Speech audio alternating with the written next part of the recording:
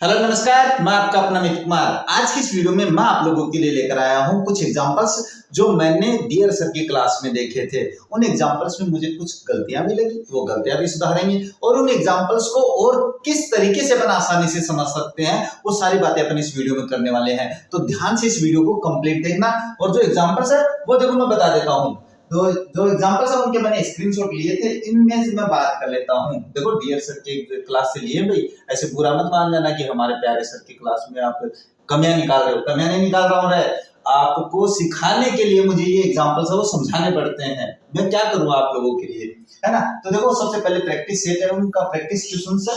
तो उनमें मुझे लगा जो पहला क्वेश्चन है ये तो देखो बहुत ही सिंपल सा क्वेश्चन है, इसको थोड़ा सा गहराई से समझना भी है। क्या है क्वेश्चन? क्वेश्चन है I dash Vidya at the town. जो ऑप्शन दे रखे थे वो थे सा, हैव सीन और हैड सीन। तो देखो एक बात बता देता हूँ, ये एग्जांपल है, इसमें कोई अपने पास एडवर्ब नहीं है। तो इसमें अपने पास जब देखने का काम होता है, यानी कहने का मतलब मैंने विद्या को कस्बे में देखा, इसका मतलब अनिश्चित काम है उसका। और अनिश्चित काम होने पर यानी पास्ट का अनिश्चित काम होने पर अपन वर्ब की सेकंड फॉर्म भरते हैं। क्यों करते हैं? क्योंकि अपने पास ऑप्शन ही यही है। तो इसका अर्थ होता है देख चुका हूं और इसका होता है देख चुका था। तो ये हो जाएगा कि आज मैंने क्या है, आई सा विद्या एट टाउन, मैंने कस्बे में क्या है विद्या को देखा। तो ये तो बहुत ही सिंपल सा है, अनिश्चित बात ये हो जाएगा। नेक्स्ट अगर अपन बात करें तो next I days math teacher this week. अब इसमें haven't seen, didn't see और am not seeing, ये तो अपने पास बहुत ही अगर आप लोगों ने मेरी क्लास देखी होती तो इसमें है ना सर कुछ बातें बताते नहीं है, इसको क्वेश्चन को इनको छोड़ दिया था उन्होंने। तो मुझे लगा मैं समझा देता हूँ ना आप लोगों के लिए, मैं हूँ यहाँ पे समझाने के लिए, हर चीज समझाने के लिए मैं हूँ आप लोगों के पास। यहाँ पे देखो haven't seen होगा। अब आप बच्चे ने अगर मेरी क्लास देखी है, अगर किसी ने मेरी क्लास देखी है तो मैंने उसमें क्लास में बता रखा था प्रेजेंट परफेक्ट में एक एडवर्ब बताई थी मैंने, दिस प्लस टाइम, यानी जिस वाक्य में दिस प्लस टाइम दिया हुआ होता है वो वाक्य आपके पास प्रेजेंट परफेक्ट का बनता है। किसका बनता है?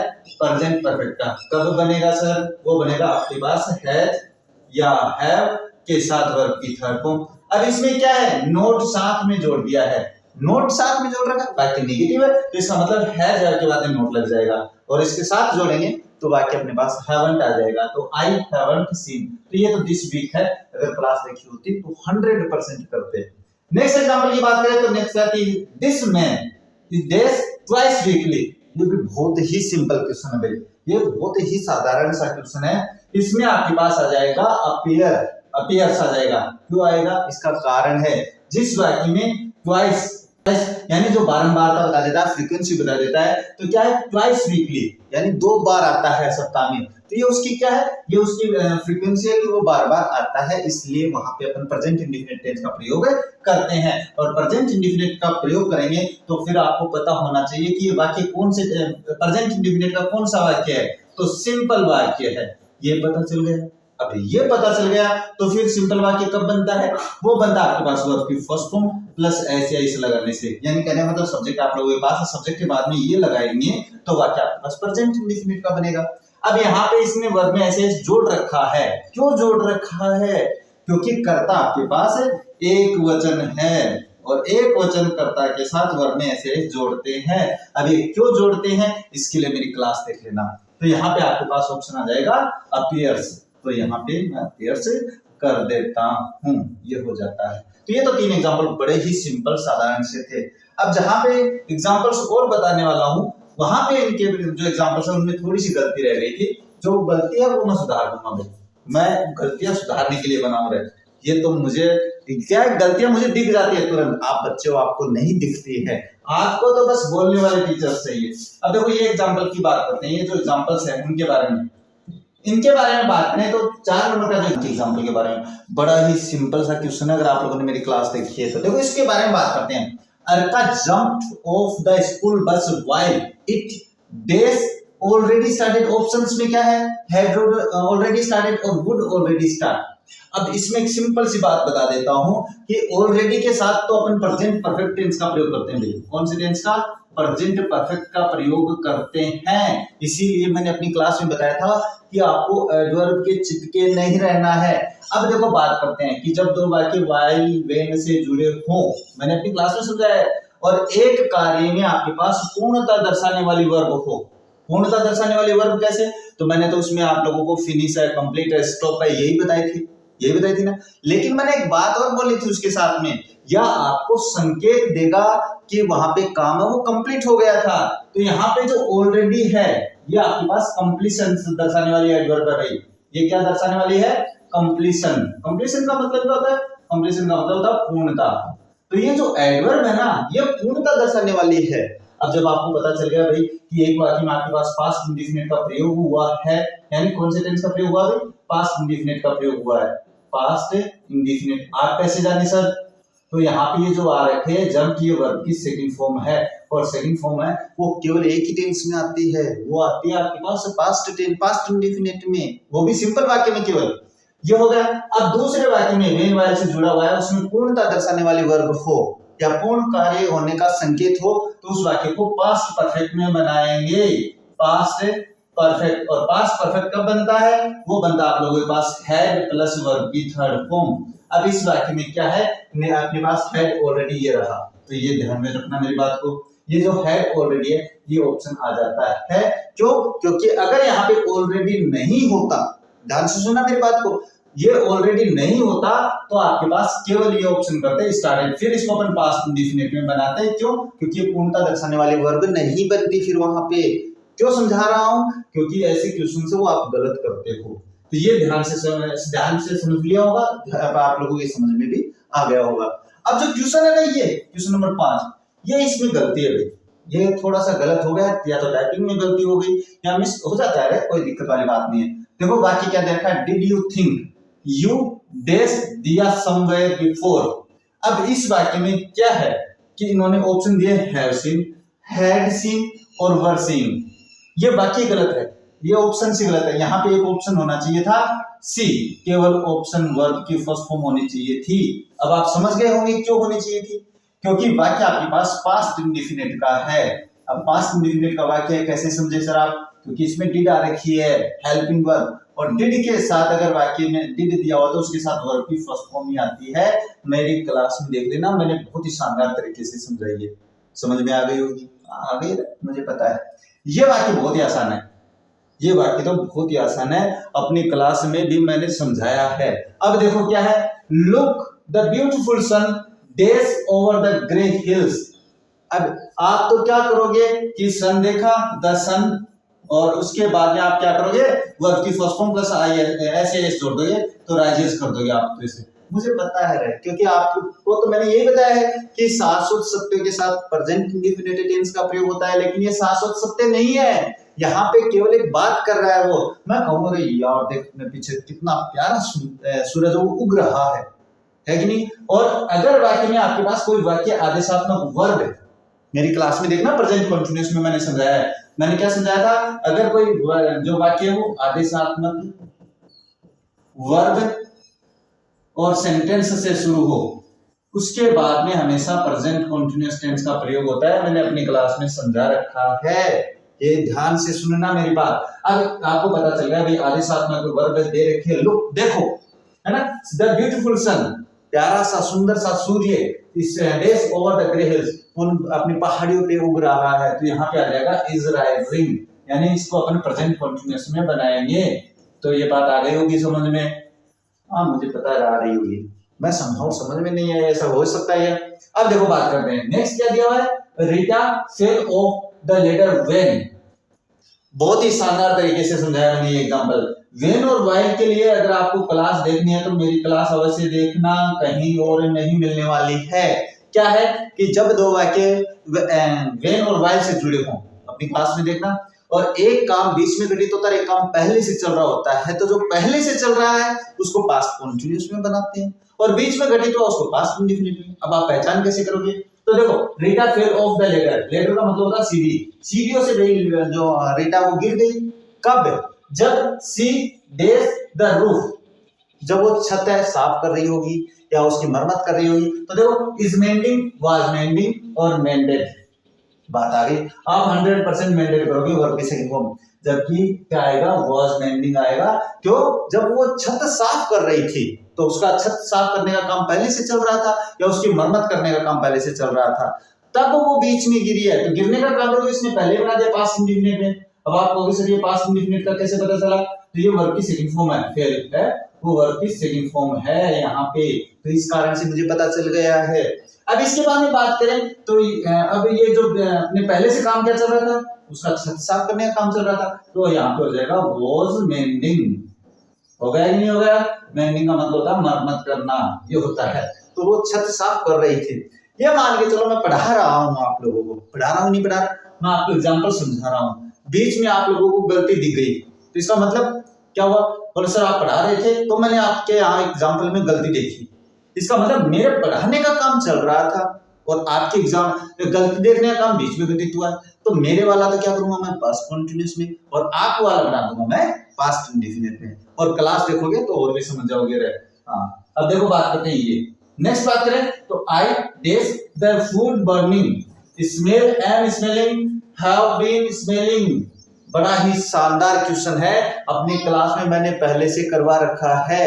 क्या करवा रखा है? मैंने एक बात बताई थी, अगर आप लोगों ने वो क्लास देखी है, तो स्मेल एक ऐसी वर्ब है, अगर इसका अर्थ सुगंध होता है, क्या होता है? सुगंध होता है, तो इसके साथ अपन प्रेजेंट इंडेफिनिट का प्रयोग करते हैं। लेकिन इसका प्रयोग अगर आप सूंघने के लिए करते हो, क्या करते हो? सूंघने के लिए करते हो, तो इसके साथ आपको past continuous sorry present continuous का प्रयोग करना होता है। अब प्रेजेंट कंटीन्यूअस का ये पता चल गया भाई, इसके साथ है ना अपन क्या वो जले हुए खाने की क्या कर रहा है, उसको खुशबू आ रही है या सुगंध आ रही है, सूंघने का काम हो रहा है ना यहाँ पे। तो यहाँ पे अपन क्या करेंगे, एम स्मेलिंग का प्रयोग करेंगे। और अगर ये क्लास सर ने बाद में बनाई होगी, एग्जांपल समझाए होंगे, तो उन्होंने पक्का ये करवाया आप लोगों को, देख लेना अगर मैं झूठ बोलूं तो यहाँ पे आ जाएगा M smelling.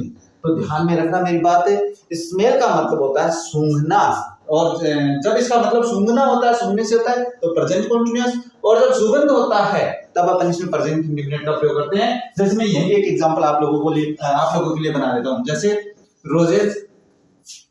Roses smell sweet yellow, यानी गुलाब से प्यारी मीठी खुशबू आती है, तो यहाँ पे सुगंध से लिया गया, सुगंध से लिया गया, तो फिर आपका ऑप्शन हो जाएगा ये यहाँ पे। अब आ गया होगा समझ में मेरी बात? अरे मैं समझाऊं, आया नहीं, ऐसा हो सकता है यार। तो यहाँ पे ये बात मेरी ना थोड़ी ध्यान में रखना। नेक्स्ट बात करें क्वेश्चन नंबर 9 की, तो we days over lunch almost 2 hours ago. जिस वाक्य में एगो दिया हुआ होता है वो वाक्य आपके पास पास्ट इंडेफिनिट का होता है। बस ये तो सिंपल सा वाक्य है, पास्ट इंडेफिनिट का है। कब बनेगा सिंपल वाक्य? वर्ब की सेकंड फॉर्म लगाओगे तो बनेगा। तो यहाँ पे फिनिश्ड हो जाएगा। क्या हो जाएगा भाई? फिनिश्ड। ये हो गया। तो अब ये एग्जांपल है जहां पे गलती थी वो मैंने यहाँ पे सुधार दी थी, आप लोगों के लिए बता दिया मैंने यहाँ पे। और इसके बाद में बाकी जो एग्जांपल्स है वो आप मेरी क्लास में भी देख सकते हो, तो ध्यान में रखना। अब देखो बात करते हैं नेक्स्ट एग्जांपल के बारे में। ये एक एग्जांपल है जो मुझे आप लोगों को बताना है भाई। क्यों बताना है? क्योंकि ये जो कंडीशन है ना, ये सर ने भी नहीं बताई है, आप लोगों को पढ़ाया भी नहीं है, मैंने अपने हर क्लास में समझाया है। चाहे वो अपने पास पास्ट में प्रेजेंट इंडेफिनिट की हो, चाहे पास्ट इंडेफिनिट की हो, चाहे पास्ट परफेक्ट की हो, मैंने कंडीशंस है वो आप लोगों को समझा दिए भाई। मैंने 4 कंडीशन है वो समझाई है आप लोगों को, क्लास देखोगे तो पता चलेगा भाई, है ना? ध्यान में रखना। अब बात करते हैं इसके बारे में, बहुत ही शानदार जो एग्जांपल बोलते हैं। I didn't know Rahul was in the hospital. ये पता चल गया। इफ आई, यहाँ पे इफ वाला वाक्य दिया, आई वुड डेस हिम। अब आप जानोगे सर ये अपने पास कंडीशन कौन सी है, तो मैं बता देता हूं यहाँ पे। अगर आपके पास है ये जो कंडीशन है इसको देखोगे तो यहाँ पे दिया हुआ है पास्ट इंडेफिनिट। ये पास्ट इंडेफिनिट का है, कैसे पता चला? डिड के साथ वर्ब की first form I, didn't know होता है ना? ये हो गया। अब इसके बाद कंडीशन की बात करते हैं। तो कंडीशन में देखो दोनों तरफ यहाँ पे क्या है, डेस दिया हुआ है, इफ वाले वाक्य में भी और मेन क्लोज में भी। अब अपन क्या करेंगे भाई?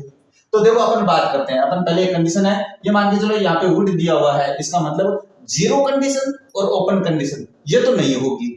ये नहीं होगी तो आपके पास 2 कंडीशन और बची है। 2 कंडीशन कौन सी बची है? एक तो बचे if plus subject plus verb की second form plus object, comma subject plus would plus verb की फर्स्ट फॉर्म प्लस ऑब्जेक्ट, एक तो ये बची है। दूसरी कंडीशन बची है आपके पास ये, if plus subject plus had plus verb की थर्ड फॉर्म प्लस ऑब्जेक्ट, और यहाँ पे इस वुड के साथ हैव और हो जाएगा यहाँ पे, तो मैं लिख देता हूं, आप समझोगे नहीं तो subject plus would plus have plus verb की थर्ड फॉर्म प्लस ऑब्जेक्ट। अब यहाँ पे कौन सी कंडीशन है वो सही बैठेगी, अपने पास दोनों तरफ है तो इफ वाला वाक्य है। अब देखो बात करते हैं, देखो ये ऑप्शन देखते हैं, पहले ये नहीं देखते, ये देखते हैं, है ना। ये देखेंगे तो आपके पास क्या हो जाएगा, देखो इस कंडीशन पे आते हैं, if plus subject plus head plus verb की थर्ड फॉर्म, तो मैं यहाँ पे एक बार हेड नॉन कर देता हूं, ये कर दिया मैंने। दूसरे में फिर क्या आएगा, वुड, ये दूसरा वाक्य सब्जेक्ट वुड और उसके बाद एड्रेस दिया हुआ है तो हैव और विजिटेड, तो यहाँ पे आ जाएगा हैव विजिटेड, ये कर देता हूं मैं, ये कर दिया मैंने। अब इसके बाद में बात करते हैं, ये कंडीशन का रूल सही हो रहा है भाई, यहाँ पे देख लो इफ वाला वाक्य है वो पास्ट परफेक्ट में बन गया है और उस मेन क्लॉज है उसके साथ would plus have plus verb की थर्ड फॉर्म भी आ गई है, ये ऑप्शन सही हो रहा है। अब बात करते हैं देखो इस ऑप्शन के बारे में, क्या ये सही होता है।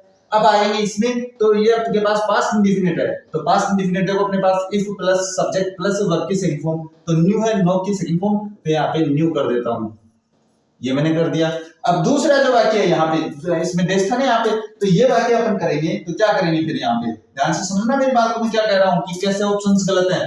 अब यहाँ पे आपके पास क्या है कि वुड के साथ वर्ब की फर्स्ट फॉर्म आएगी, आएगी कि नहीं आएगी, देखा कि नहीं देखा, यहाँ पे ये दिख रहा है ना वर्ब की फर्स्ट फॉर्म, तो ये गो वर्ब की फर्स्ट फॉर्म है, तो यहाँ पे मैं कर देता हूँ वुड के साथ गो, है कि यहाँ पे भी होगा यहाँ पे भी होगा, तो ये ऑप्शन भी सही हो गया, फिर हुआ कि नहीं। अब बात करते हैं इसमें हैव नोन और बीइंग नोइंग, ये तो कंडीशन में है ही नहीं, बी प्लस वर्ब की फर्स्ट फॉर्म प्लस आईएनजी किसी भी कंडीशन में नहीं आती है, ये नो है और इसके बाद में हेड बोन है, तो ये भी नहीं है, तो इसका मतलब ये दोनों ऑप्शन सही हैं, इसलिए मैं आप लोगों को बता रहा था कि जहां पे गलती होगी वो गलती में सुधार करूंगा।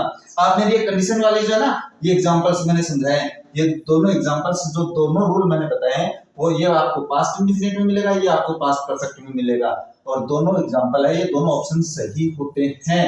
ये एग्जांपल डियर सर के द्वारा नहीं समझाया गया था, है ना, देख लेना उनकी क्लास में, अगर मैं झूठ बोलूं तो रहे, मैं ऐसे थोड़ी कोई बात करता हूँ, हवा में थोड़ी बात कर रहा हूं मैं, ये एग्जांपल के दोनों ऑप्शन सही होते हैं, बस इतनी सी बात आपको ध्यान में रखनी है। यानी कंडीशंस के एग्जांपल है वो एक कंप्लीट देके दूसरा कंप्लीट करवाएगा, यानी एक अधूरा देगा और एक कंप्लीट होगा, यानी या तो इस वाला वाक्य कंप्लीट होगा या दूसरा वाक्य, है ना, ये ध्यान में रखना।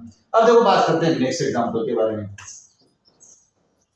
नेक्स्ट एग्जांपल है, बस ये लास्ट एग्जांपल बात करेंगे इसके बारे में, है ना, इसके बाद में अपन इसका लास्ट को कंप्लीट करते हैं, क्यों, क्योंकि मुझे लगता है कि ज्यादा कमी नहीं निकालनी चाहिए, जो एग्जांपल्स मुझे समझाने चाहिए थे वो सारे मैंने आप लोगों को समझा दिए भाई। क्यों समझाए, क्योंकि ये जो एग्जांपल्स है ना ये आपको समझना जरूरी है, अगर आप ये एग्जांपल समझ लेते हो तो आप कंपटीशन लेवल की तैयारी कर लेते हो। मेरी क्लास को देखना आप लोग, अब ज्यादा बोल दिया मैंने भी, है ना, हाँ कोई बात नहीं, होता रहता है, बोलना भी जरूरी है, नहीं बोलूंगा तो थे देखा गया था, मैं दिखाना भी तो है ना कि ज्ञान की बात सारी बतानी जरूरी है। देखो क्या है, एज द रथ यात्रा फेस्टिवल अप्रोचेज, ध्यान से समझना, द नंबर ऑफ पिलग्रिम्स इन पुरी, ये वाक्य अगर आप लोगों ने मेरी पास्ट इंडेफिनिट की क्लास देखी है तो मैंने एक बात बताई थी वहां पे, जब दो वाक्य as, when, while, as soon, as, no सुनने देने से दो वाक्य जुड़े होते हैं और एक कार्य के तुरंत बाद दूसरा कार्य घटित होता है तो दोनों वाक्य में अपन पास्ट इंडेफिनिट का प्रयोग करते हैं। लेकिन यहाँ पे वहां पे मैंने एक बात और बताई थी, क्या बताई थी कि आपको नियमों से चिपके नहीं रहना है, आपके पास यहाँ पे एज से तो वाक्य जुड़े हुए हैं, लेकिन इन्होंने पहला जो वाक्य है एज वाला वाक्य वो प्रेजेंट इंडेफिनिट में बना दिया है, अप्रोचेज प्रेजेंट इंडेफिनिट में बना दिया, तो फिर आपको इसको भी प्रेजेंट इंडेफिनिट में ही बनाना पड़ेगा।